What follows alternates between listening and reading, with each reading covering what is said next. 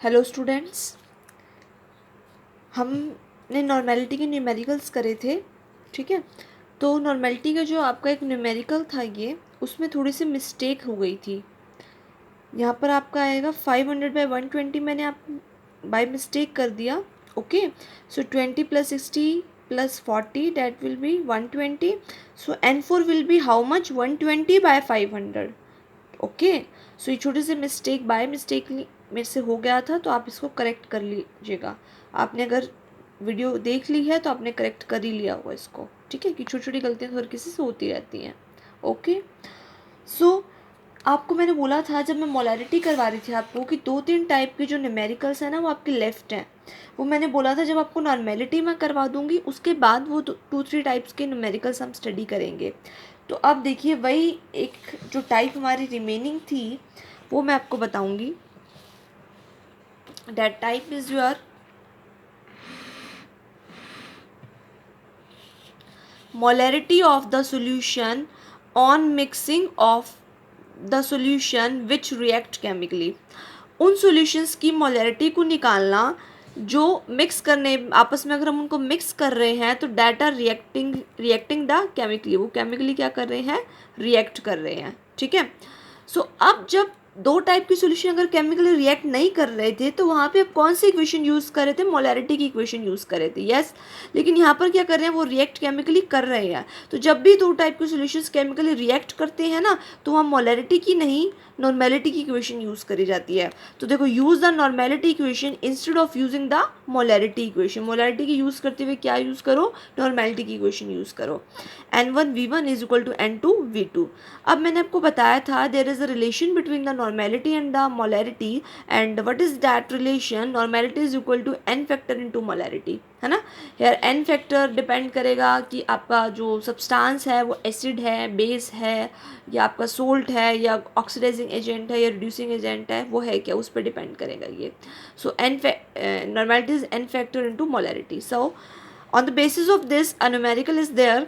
How much volume of 0.01 molar H3PO4 will react with 200 centimeter cube of 0.01 molar MgOH का whole twice? अब देखिए, H3PO4 acid है, yes, MgOH का whole twice base है। This is acid, this is base, है ना। तो acids और बेस आपस में रिएक्ट करते हैं। पहले तो आपको ये देखना है कि जो दो टाइप के सब्सटेंस दिए हैं वो आपस में रिएक्ट कर रहे हैं, नहीं कर रहे। तो ये रिएक्ट कर रहे हैं आपस में, यस, है ना, वी आर राइट, रिएक्ट कर रहे हैं। सो अब इसमें मोलैरिटी की इक्वेशन ना यूज़ करते हुए क्या यूज़ करनी है? नॉर्मेलिटी की इक्वेशन यूज़ करनी है। क्लियर? ओके, सो देखो, अब ये दी क्या हुई है? मोलैरिटी दी हुई है। First of all we have to change it into the normality. इसको नॉर्मेलिटी में चेंज करना पड़ेगा। नॉर्मेलिटी में चेंज करने के लिए क्या, वही फॉर्मूला लगा दो, N फैक्टर इनटू मोलैरिटी का। H3PO4 है, इसका N फैक्टर क्या रहेगा? 3। अब पीछे जो मैंने आपको N फैक्टर बताया था कि एसिड का कैसे निकालना है, बेस का कैसे निकालना है, पीछे वाली वीडियो नहीं देखी, so first of all go back and see that video. So N1 is equal to, N factor is your 3 here, into molarity is your 0.01, तो 3 into 0.01 how much? it will be 0.03 normal। okay, clear?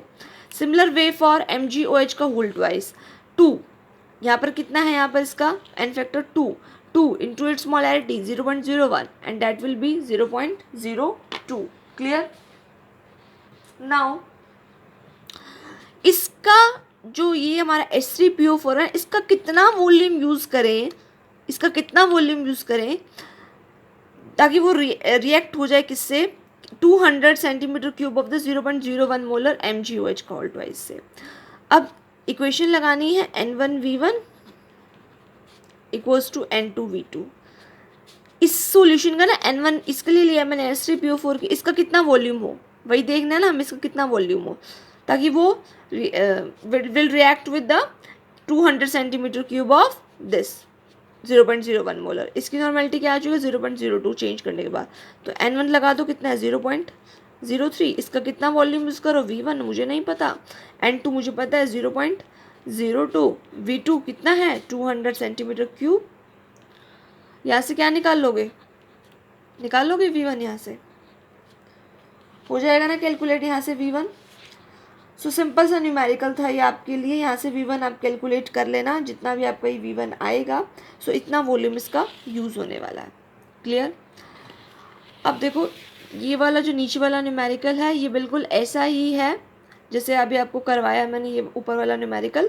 सो क्या करना है आपको, इसका note कर लीजिए, screenshot ले लीजिए, जो भी लेना है आपको करना है कर लीजिए, और इसको आपको कैलकुलेट करना है।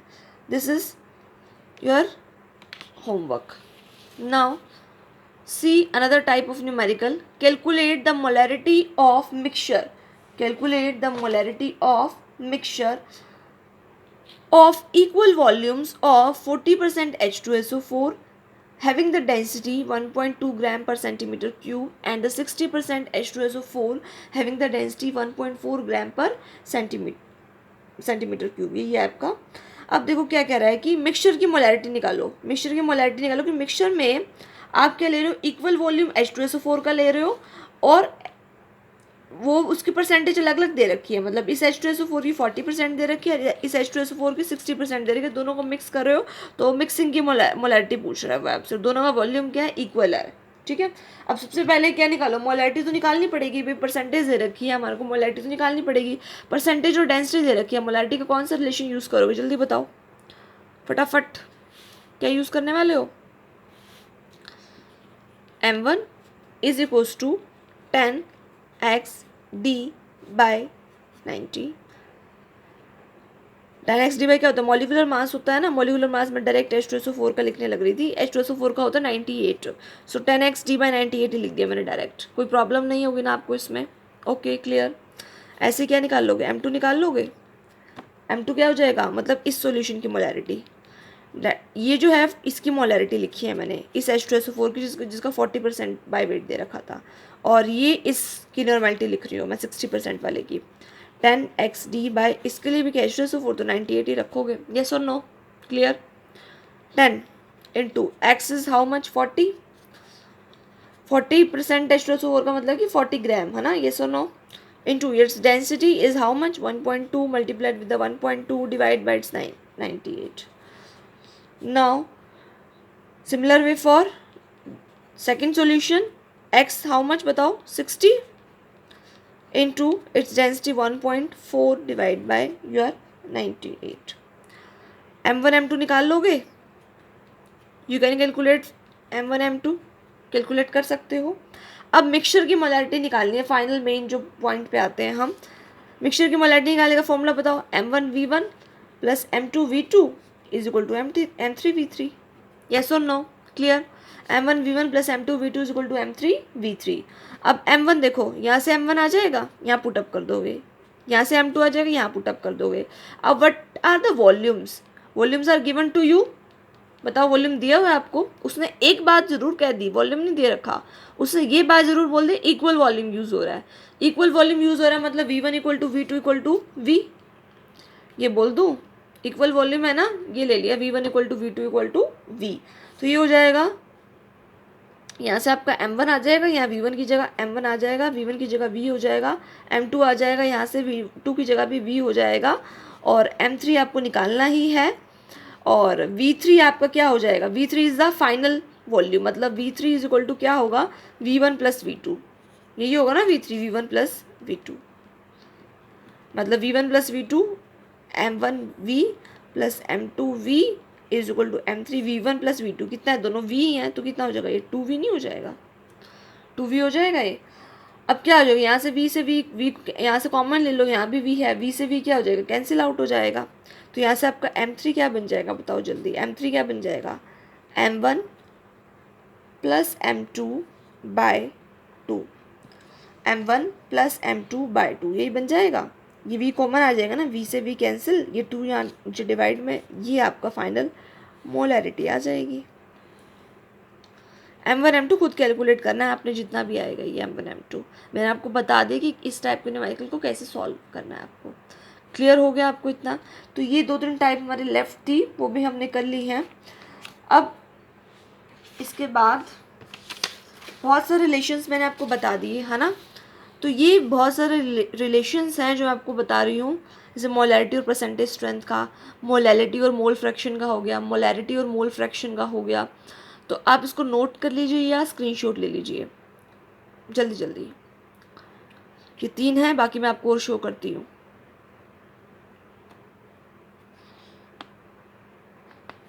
Now molarity and molality, molarity molality का relation, molarity of the solution which do not react chemically उसका, ठीक है, molarity equation on dilution basis उसका, relation between the molarity and the normality, and the normality equation on the dilution basis and the normality of the mixture.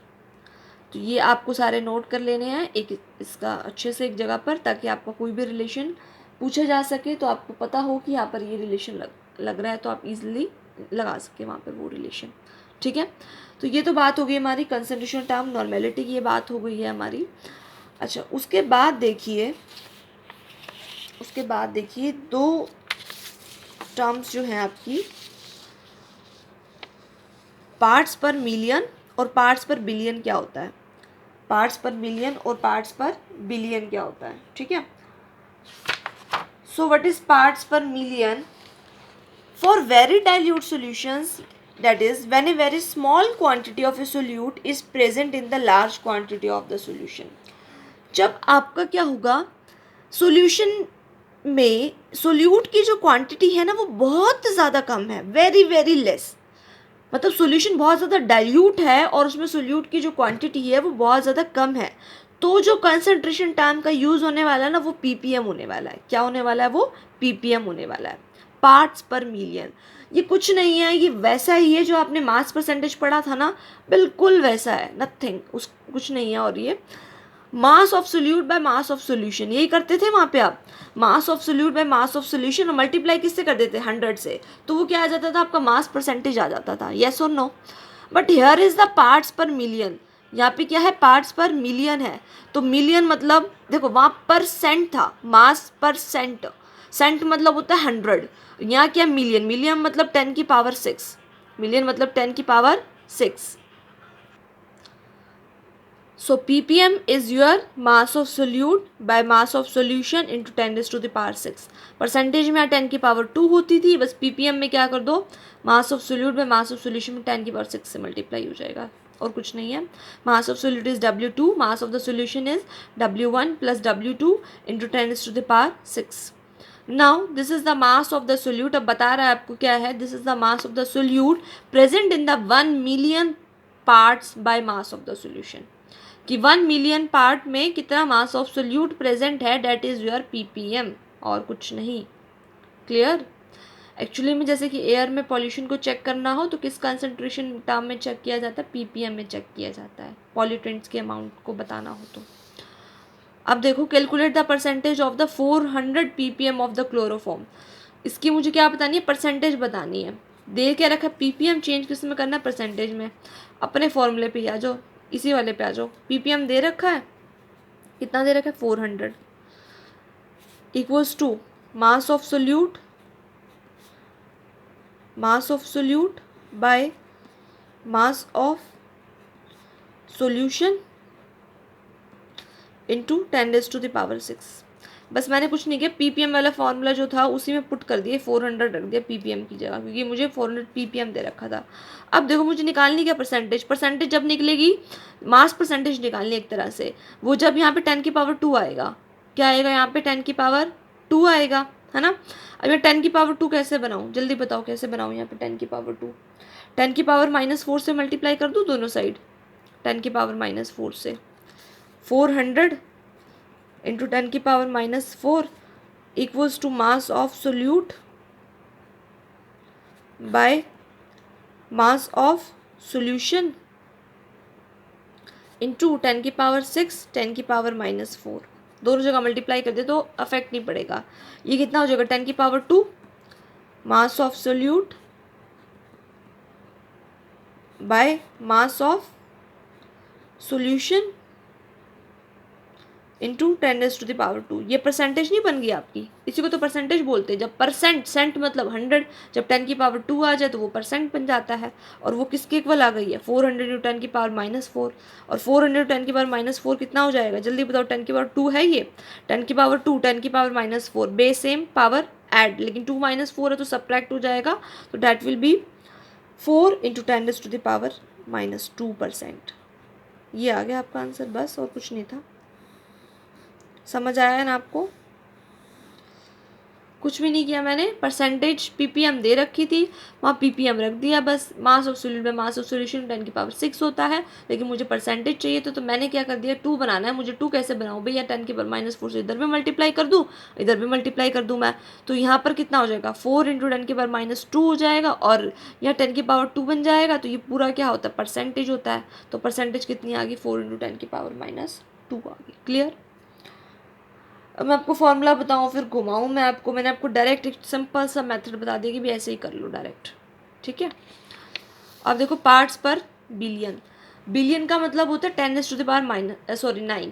जैसे वहाँ parts per million में बोल रहे थे 10⁻6 बोल रहे थे, तो यहाँ बस 10⁻9 बोलोगे, और कुछ नहीं है ही वही परसेंट ही ये है। परसेंट में बस ध्यान रखना 100 से मल्टीप्लाई रहता है, मिलियन में ध्यान रखना 10⁻6 से मल्टीप्लाई रहता है, और बिलियन में ध्यान रखना 10⁻9 से मल्टीप्लाई रहता है। So it is parts per billion, it is equals to mass of solute by mass of solution, मतलब बिलियन पार्ट के अंदर कितना मास ऑफ सोल्यूट प्रेजेंट है, that is ppb। This is used to measure the concentration of a contaminant in the soil and the sediments। कि contaminant को बताना कितने contaminant हैं, मतलब कितना pollution प्रेजेंट है हमारा सॉइल के अंदर या सेडिमेंट्स के अंदर। तो मतलब बहुत कम होगा ना, सोल्यूट जो है वो बहुत कम होने वाला है, और उसके कंपैरिजन में जो इनका मास है वो बहुत ज़्यादा होने वाला है। That's we are representing in the parts per billion. So ये आपका कंसंट्रेशन जो टर्म था वो ख़त्म हो गया। अब हमारा यहाँ पर प्रॉपर वे से सभी न्यूमेरिकल्स हो चुके हैं। आप ध्यान रखिए कि एनसीईआरटी में बहुत सारी प्रॉब्लम्स हैं। सो आपको क्या करना है, सिर्फ जितना मैंने नहीं करवाया उस पर डिपेंड नहीं रहना। तो एनसीईआरटी खुलिए, अपनी बुक ओपन करिए, उसमें आपको चाहे एक्सरसाइज में विद इन एक्सरसाइज की न्यूमेरिकल हो, चाहे आपके ये एनसीईआरटी एक्सरसाइज के भी होते हैं, इन टेक्स्ट होते हैं और एक्सरसाइज होते हैं, या आपके पास प्रदीप है तो मोस्ट बेटर है। तो पहले बस मैं आपको ये सजेस्ट करूँगी कि पहले आप एनसीईआरटी के न्यूमेरिकल सॉल्व कर लो, फिर आप प्रदीप के न्यूमेरिकल सॉल्व कर सकते हो, ठीक है। तो आपको न्यूमेरिकल जरूर सॉल्व करने on the basis of these concentration terms. Clear, I hope इतना आपको क्लियर हो गया होगा। So if you like this video so please like it and share with your friends, and अगर आपने अब तक चैनल को सब्सक्राइब नहीं किया so please subscribe it, so that you will get the notification whenever a new video is uploaded. Okay, thank you.